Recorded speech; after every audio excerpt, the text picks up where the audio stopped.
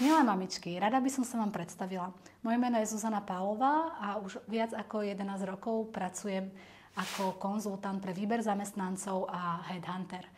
Absolvovala som viac ako 10 000 pohovorov s rôznymi uchádzačmi, medzi ktorými boli aj mamičky na materskej, a ktoré sa mi podarilo ich aj úspešne zamestnať.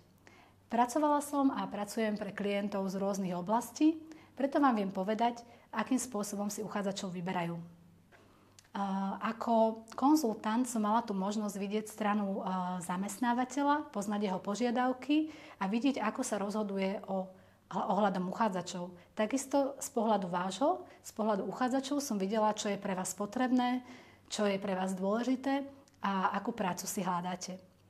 Posledných 5 rokov som bola na materskej dovolenke s 2 detičkami a túto možnosť som využila aj tak, že som spolupracovala s materským centrom, kde sme sa práve rozprávali o témach, ako sa zamestnať a rôzne témy ohľadom hľadania si práce. Práve vy, mamičky, ste ma inšpirovali k tomu, aby som vytvorila takýto aj online kurz, ktorý by bol dostupný pre mamičky po celom Slovensku. Budeme sa venovať témam ako si nájsť prácu, ako sa najlepšie predať na pohovore, ako si vyjednať vhodné podmienky.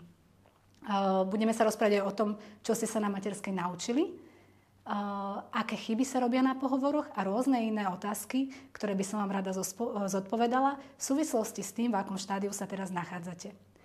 Ak vás táto téma zaujala, budem rada, ak absolvujete môj kurz a prejdeme si spoločne celý váš proces nájdenia si úspešne nového zamestnania.